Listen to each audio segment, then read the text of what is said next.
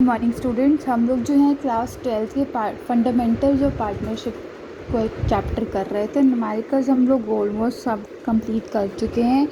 अब जो है टीएस ग्रेवाल के कुछ इंपॉर्टेंट थ्योरेटिकल क्वेश्चन हैं, आज हम उनको ध्यान से देखेंगे कि इस तरह के क्वेश्चंस भी जो है काफ़ी पेपरों में देखे गए हैं और बहुत बार ऐसे क्वेश्चंस भी एग्ज़ाम्स में आ जाते हैं। तो 2 क्वेश्चन आज है, टोटली दोनों के दोनों थ्योरेटिकल बेस्ड हैं, इम्पॉर्टेंट क्वेश्चन है। ऐसे क्वेश्चंस आपको जहाँ से भी सैम्पल पेपर्स या कहीं से भी मिले, आपको वो क्वेश्चन कंप्लीट करने हैं।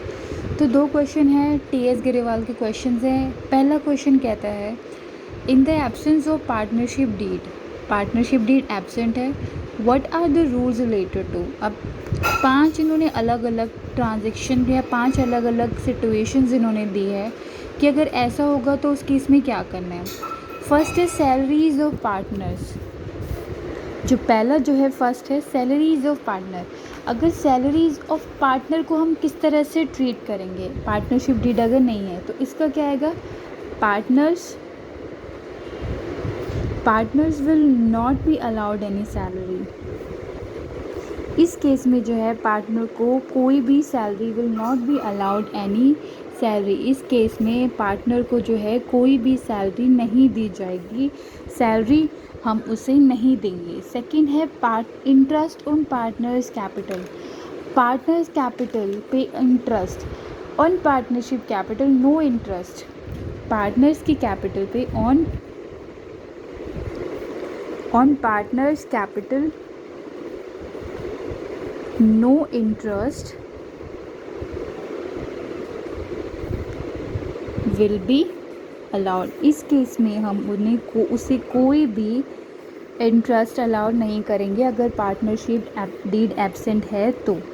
थर्ड है हमारा इंटरेस्ट ऑन पार्टनर्स लोन। अगर पार्टनर्स लोन है तो इसका क्या आएगा, ओनली 6%। अगर कोई रेट गिवन नहीं है और पार्टनरशिप डीड भी एब्सेंस है तो only 6% of interest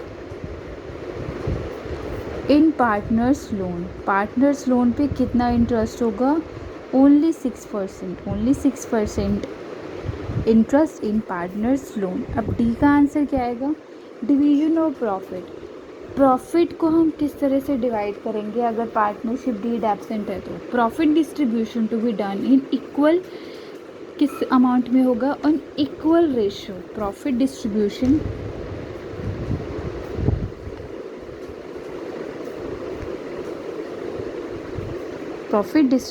to be done equal ratio में जो है हम प्रॉफिट को डिस्ट्रीब्यूट कर देंगे अगर पार्टनरशिप डीड एब्सेंट है तो। अगर हमें कोई रेशियो गिवन नहीं है तो हम प्रॉफिट को इक्वली जितने भी पार्टनर्स होंगे उतने पार्टनर्स में डिवाइड कर देंगे। अब है ई, इंटरेस्ट ऑन पार्टनर्स ड्राइंग को हम किस तरह से ट्रीट करेंगे। इस केस में क्या होगा, partners no interest will be charge, कोई भी इंटरेस्ट चार्ज नहीं किया जाएगा। In partners drawing no interest will B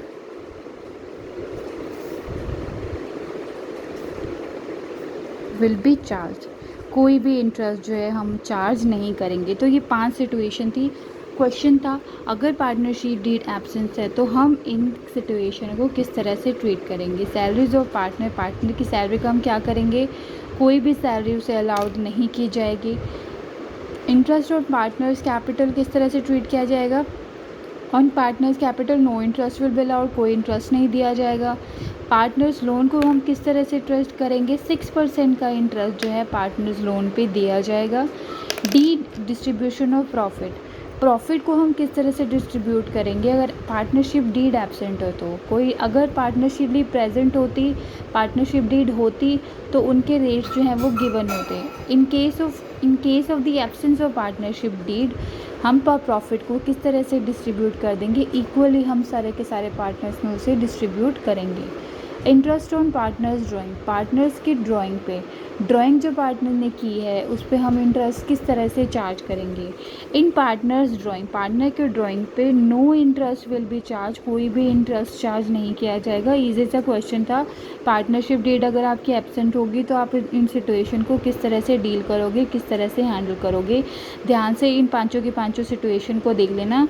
अब हम करेंगे second. Following differences have arisen among P, Q and R. अब कुछ सिचुएशन दे रखी है, उन सिचुएशन पे जो पार्टनर्स है, पार्टनर्स आपस में एक दूसरे से क्या कर रहे हैं, उनके क्लैशेस हो रहे हैं। तो अब हम उसे किस तरह से डील करेंगे। फर्स्ट है, पी ने यूज़ की है 20,000 बिलोंगिंग, फर्म की जो 20,000 बिलोंगिंग, जो 20,000 जो फर्म की प्रॉपर्टी थी, इनकम थी, उसको जो है पी ने यूज़ किया एंड मेड अ प्रॉफिट, और उससे जो है उसने 5,000 रुपये प्रॉफिट अर्न किए। Q and R want the amount to be given, Q और आर चाहते हैं कि जो अमाउंट है वो फर्म को वापस किया जाए। Is this statement is true और फॉल्स, ऐसा होना चाहिए, करेक्ट है। क्यू और आर के जो सिचुएशन है, जो क्यू और आर के जो ओपिनियन है वो करेक्ट है या नहीं। So according to this situation, P जो है, पी को जो है वो अमाउंट जो है फर्म को वापस देना पड़ेगा। P will pay 20,000 along with profit के साथ ही उसे वो सारा का सारा पैसा वापस करना पड़ेगा, क्योंकि ये जो प्रॉफिट है, profit of the company as the money, पैसा जो है कंपनी, मनी जो है वो किसका है, कंपनी का है। तो प्रॉफिट भी जो होगा वो भी किसका होगा, कंपनी का होगा। ऐसा क्यों होगा, क्योंकि प्रिंसिपल जो कंपनी के जो इतने भी पार्टनर्स होते हैं उनके बीच में रिलेशन किस तरह का होता है, प्रिंसिपल एंड एजेंट।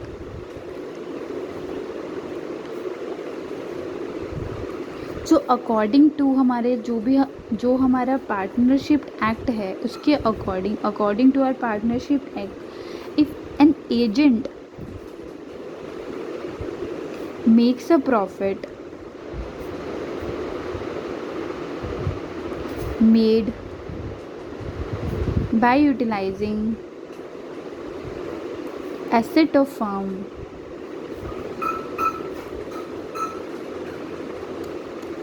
तो वो होगी किसकी होगी, वो फर्म की ही काउंट की जाएगी। तो फर्स्ट सिचुएशन हमारा करेक्ट था, क्यू और आर जो है उनकी बातों को माना गया। नाउ बी पार्ट जो है वो हमारा क्या कह रहा है, बी हमें कह रहा है कि Q use 5,000 belonging to the firm, Q ने जो है 5,000 की जो बिलोंगिंग्स हैं, 5,000 की जो कंपनी की है उसको यूज़ किया और उससे लॉस हुआ 1,000 का। He wants the firm to bear the loss, वो क्या चाहता है कि जो फर्म जो है वो लॉस को बियर करे। तो क्यू इसका सिचुएशन क्या होगी, Q has to pay the firm, Q has to pay the firm, उसे फर्म को 5,000 रुपीज़ वापस करने ही पड़ेंगे, क्योंकि पार्टनरशिप जो according to partnership act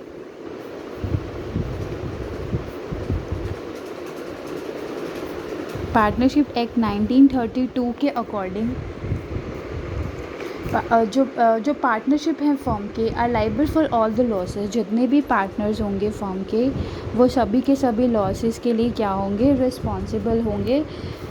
in Q is liable, तो क्यू भी क्या होगा, क्यू भी लाइबल होगा कि उसे लॉस जो है कंपनी का वो वापस करना ही पड़ेगा। ही हैज़, क्योंकि उसने क्या किया है, कंपनी की बिलोंगिंग्स को यूज़ किया है। ये हमारा कंसेप्ट भी ईजी था। अब हमारा सी क्या बोल रहा है, P and Q wants to purchase goods from A limited, R does not. अब पी और क्यू जो है परचेज करना चाहते हैं ए से, लिमिटेड से, आर डज। अब इसमें इस सिचुएशन में क्या हो सकता है, हम P and Q can purchase from R, P और क्यू जो है वो आर से परचेज कर ए से परचेज कर सकता है, इसमें कोई भी प्रॉब्लम नहीं है। डी क्या कह रहा है, Q and R wants to admit C as a partner, P does not agree।